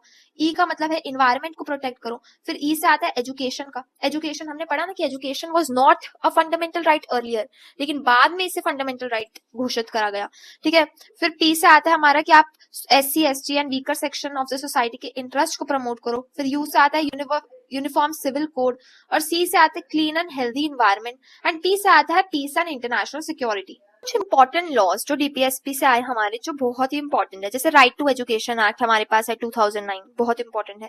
इन्वायरमेंटल प्रोटेक्शन एक्ट, भाई आप सभी लोग जानते हैं इन्वायरमेंट के रिलेटेड है। वाइल्ड लाइफ प्रोटेक्शन एक्ट हो गया, लीगल सर्विस अथॉरिटी एक्ट हो गया, लीगल लेबर प्रोहिबिशन एक्ट है। तो इसमें से कुछ कुछ एक्ट आप लर्न कर लो, सारे लर्न करने की जरूरत नहीं है। अब क्या ऐसे कुछ केसेस रहे हैं जहां पे डीपीएसपी को फंडामेंटल राइट्स का दर्जा दिया हो? तो yes, there have been court cases जहां पे कुछ ऐसे डीपीएसपी थे, यानी कुछ ऐसे राइट्स थे जिन्हें बाद में घोषित करा कि वो फंडामेंटल राइट है। सबसे पहले राइट टू एजुकेशन मैंने आपको बताया था। दूसरा है रणधीर सिंह वर्सेस यूएई। देखो, यूओआई सॉरी। अब देखो, सिंपल बात ये है, लीगल पढ़ रहे हो तो लीगल स्टडीज में आर्टिकल, शेड्यूल, पार्ट और केसेस होते हैं जो कीवर्ड्स होते हैं और सबसे इंपॉर्टेंट होते हैं, तो इन्हें भूलना मत। रणधीर सिंह केसेस में, रणधीर सिंह का जो केस था इसमें बोला गया था कि equal pay for equal work जो है ये डीपीएसपी था पहले, अब फंडामेंटल राइट है। फिर MC मेहता के केस में क्लीन एनवायरनमेंट को एक फंडामेंटल राइट घोषित करा। हुस्नैरा खातून में बोला गया कि फ्री लीगल एड एक जो है वो फंडामेंटल राइट है। अब फंडामेंटल राइट और डीपीएसपी में क्या डिफरेंस है? Now this is a very important question जो डायरेक्टली एग्जाम में आता है, और इसे आप इस तरह से ड्रॉ कर सकते हैं पूरा डायग्राम।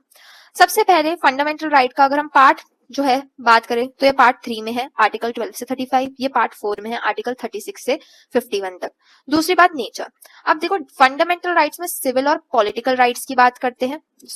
ठीक है, सिविल एंड पॉलिटिकल राइट्स की बात करते हैं, और डायरेक्टिव प्रिंसिपल में सोशल एंड इकोनॉमिक राइट की बात करते हैं कि सबके पास इनकम जो है वो इक्विटेबल होनी चाहिए, if not equal, equitable distribution, कि जिसको जितनी इनकम चाहिए, जितनी जरूरत है उतनी हो। ठीक है। फिर नेचर की बात करें तो यार बेसिक राइट्स है, फंडामेंटल राइट जो है, मूल्य अधिकार है, इनएलियनेबल राइट्स है, किसे छीना नहीं जा सकता। डीपीएसपी इंडिविजुअल्स के लिए नहीं होते, लेकिन डीपीएसपी गवर्नमेंट के लिए होते, कि गवर्नमेंट अगर कोई भी लॉ बना रही है, पॉलिसी मेकिंग कर रही है, तो उसे यूज करे, उन गाइडलाइंस का यूज करे। इन्फोर्सिबिलिटी की बात करें तो सिंपल बात यह है कि भाई फंडामेंटल राइट्स आर जस्टिएबल, यानी कि इन्फोर्सिबल है, कोर्ट जा सकते हो, हाई कोर्ट और सुप्रीम कोर्ट, और वो रिट्स इशू करते हैं। बट डायरेक्टिव प्रिंसिपल जस्टिशिएबल नहीं है, यानी इन्फोर्सिबल नहीं है।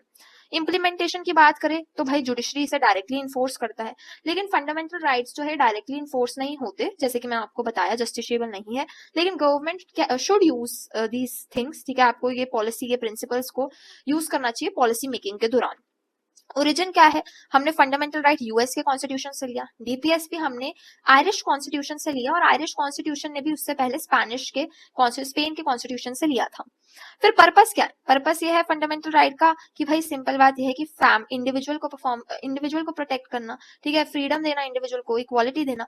और डायरेक्टिव प्रिंसिपल का ये है कि पूरी सोसाइटी की बात करता है, सोशल जस्टिस की बात करता है। तो यहाँ पे fundamental right talks about individual, directive principle talks about whole society.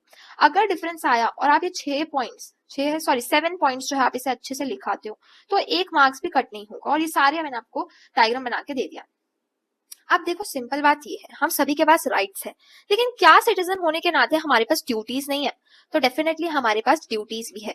और फंडामेंटल ड्यूटीज क्या इन्फोर्सेबल है? तो देखो फंडामेंटल ड्यूटीज इन्फोर्सेबल तो नहीं है, बट एक देश का नागरिक होने के नाते हमारी भी तो कुछ ड्यूटी बनती है कि हम अपने देश के लिए कुछ करें।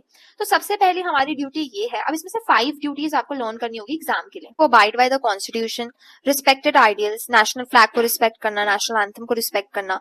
दूसरा ये है कि चेरिश करना, फॉलो करना आइडियल्स जो हमने नेशनल स्ट्रगल फॉर फ्रीडम से सीखे, कि भाई सबको फ्रीडम मिलनी चाहिए, ठीक है, लिबर्टी होनी चाहिए, social liberty of speech, expression, वो सारी चीजों को चेरिश करना। तीसरी चीज ये है कि प्रोटेक्ट करना सॉवरेनिटी, यूनिटी और इंटीग्रिटी ऑफ इंडिया को। एंड जब भी नेशन की सर्विस के लिए हमें बुलाया जाए तो हमें उसे अपनी कंट्री को डिफेंड करना। सो ये सारी चीजें जो है इसमें लिखी हुई है।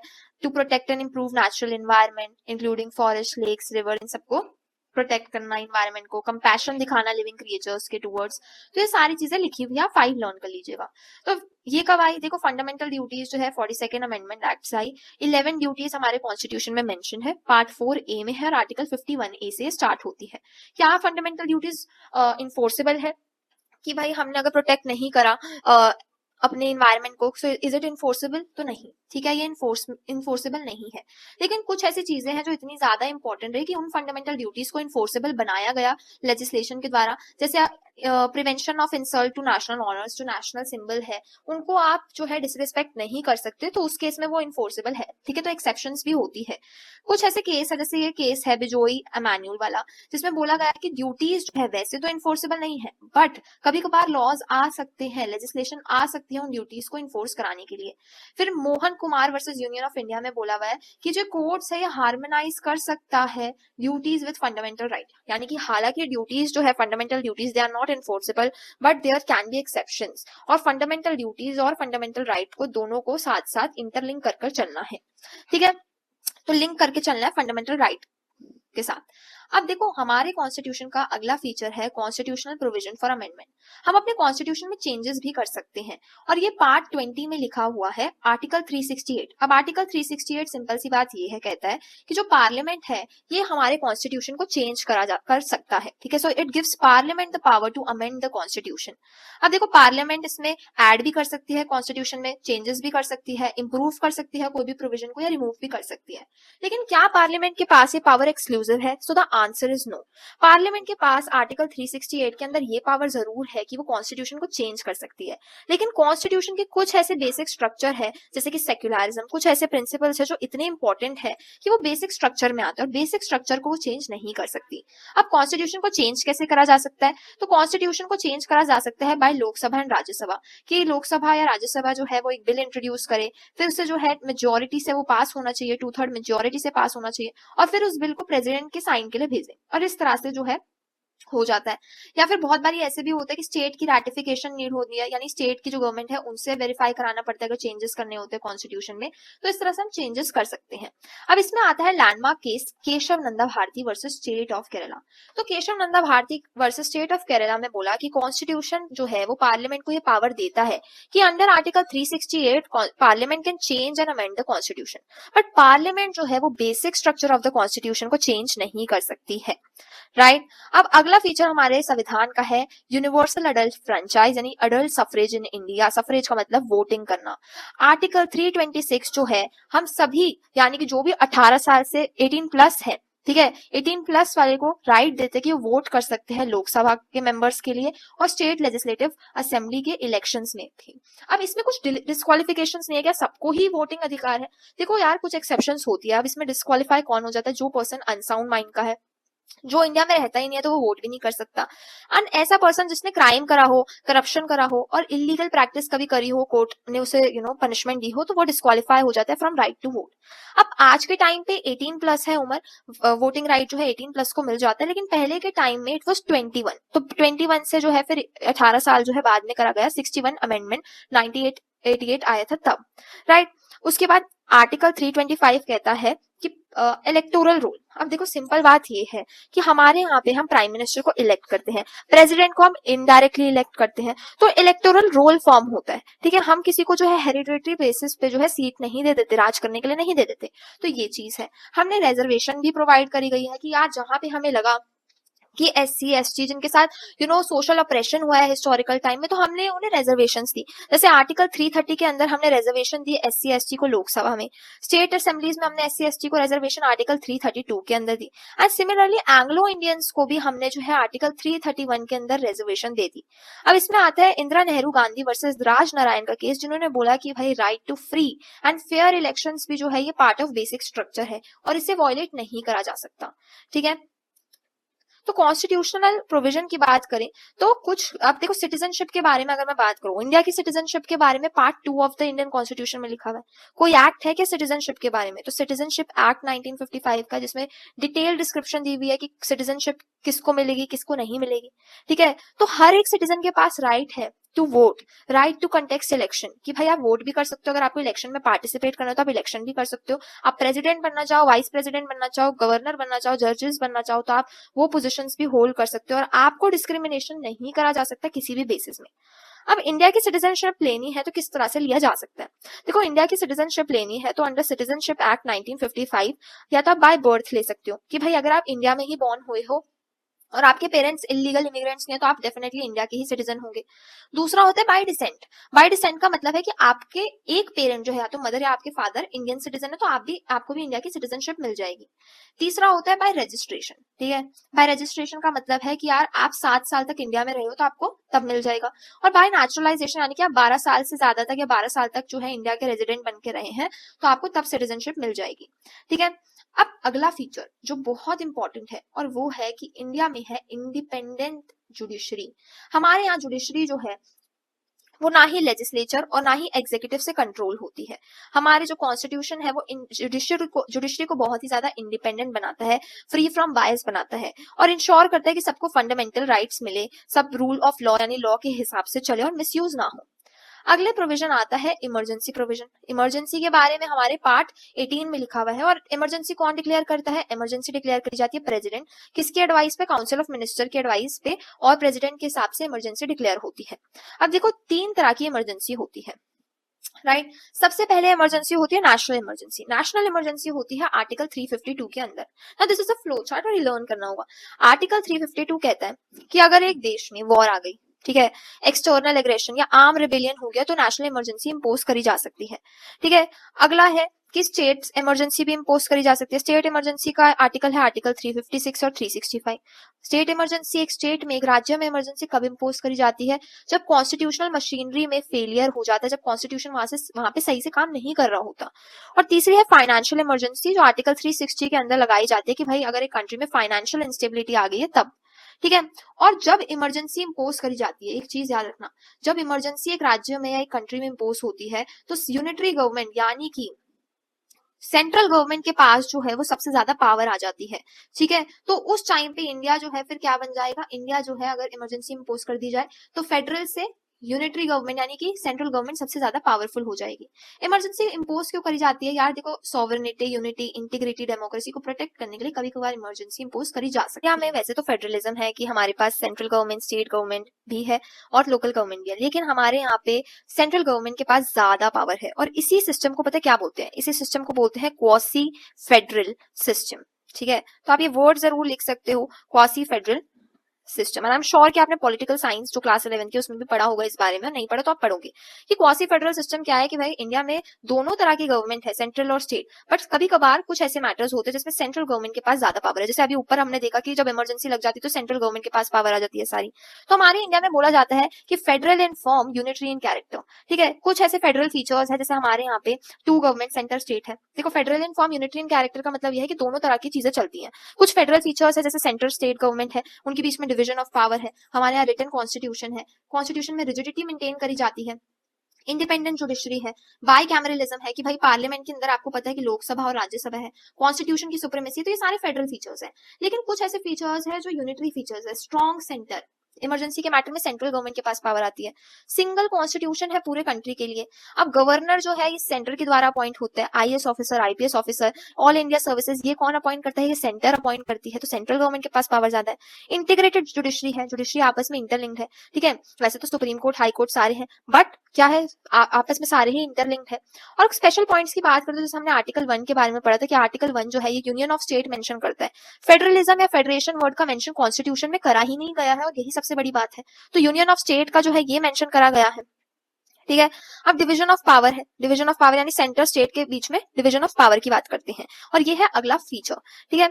अब देखो सिंपल बात ये है, मेमोरी ट्रिक की बात करते हैं। मेमोरी कैसे याद रखोगे, सिंपल बात याद रखना कि भाई अगर इस चीज को लर्न करना है डिवीजन ऑफ पावर तो USCR। हमारे यहाँ पे 3 तरह की लिस्ट होती है। यू से होती है यूनियन लिस्ट। अब जो लिस्ट यूनियन लिस्ट होती है उसमें सेंट्रल गवर्नमेंट का पावर होती है कि वो कंट्रोल करेंगे। स्टेट लिस्ट होती है स्टेट गवर्नमेंट के पास। कॉन्करेंट लिस्ट ऐसी लिस्ट होती है जहां पर स्टेट गवर्नमेंट और सेंट्रल गवर्नमेंट दोनों देखते हैं उस चीज को, लेकिन ज्यादा पावर सेंट्रल गवर्नमेंट के पास है। और कुछ ऐसे सब्जेक्ट्स होते हैं जो इन तीनों ही लिस्ट में मेंशन नहीं होते, वो होते हैं रेजिडुअरी पावर। जैसे साइबर लॉ, साइबर लॉ के ऊपर कौन लॉज बनाएगा, तो उसमें सेंटर ही बनाएगा, ठीक है। तो ये लिस्ट याद रखना कि यूनियन लिस्ट में 99 आइटम्स होते हैं और इसमें सेंट्रल गवर्नमेंट के पास पावर होती है। जैसे अगर हम बात करें डिफेंस, इंडिया की defence, currency, communication, foreign affairs, तो वो यूनियन लिस्ट का पार्ट है, उसमें सेंट्रल गवर्नमेंट ही लॉ बना सकते हैं। फिर स्टेट लिस्ट की बात करें, इसमें 61 आइटम्स हैं, जैसे पुलिस, जस्टिस, लोकल गवर्नमेंट, तो इसमें स्टेट गवर्नमेंट ही लॉ बना सकती है। फिर कॉन्करेंट लिस्ट होती है 52 आइटम्स की, जिसमें दोनों कर सकते हैं, दोनों बना सकते हैं लॉज, लेकिन ज्यादा पावर सेंट्रल गवर्नमेंट के पास है। इसमें एजुकेशन आएगा, क्रिमिनल लॉ आएगा, मैरिज आएगा, ठीक है। और रेजिडुअरी पावर की किसमें है, रेजिडुअरी पावर यानी कि जो इन तीनों लिस्ट में नहीं है, जैसे साइबर लॉ, तो उसमें सेंट्रल गवर्नमेंट के पास ज्यादा पावर है। Talking about schedules in the constitution, तो कॉन्स्टिट्यूशन इतना लेंदी है, इसमें पार्ट्स भी है, आर्टिकल भी है और स्केड्यूल भी है। तो ओरिजिनली अभी जो है हमारे कॉन्स्टिट्यूशन में 8 हुआ करते थे, लेकिन अब 12 स्केड्यूल है और इसमें बहुत सारी चीजों का मेंशन है। This can be learn like only 5 points you can learn. और आई डोंट थिंक इसमें एक्सप्लेनेशन की जरूरत है कि टेरिटरीज क्या है। एक स्केड्यूल 1 में हमारी टेरिटरीज लिखी हुई है, किस तरह से स्टेट्स बनेंगी उसका लिखा है।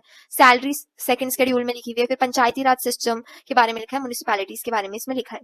So that's it guys. अगर आपको पूरी वीडियो अच्छे से समझ आई हो एंड चैप्टर अच्छा लगा हो, उसकी एक्सप्लेनेशन अच्छी लगी हो, नोट्स अच्छे लगे हो, तो please like, share and subscribe to my channel, ठीक है। और अगली वीडियो कौन सी बनाऊं ये भी आप जरूर बताएं कमेंट सेक्शन में। इसके फ्री नोट्स आपको डिस्क्रिप्शन बॉक्स में मिल जाएंगे। Thank you.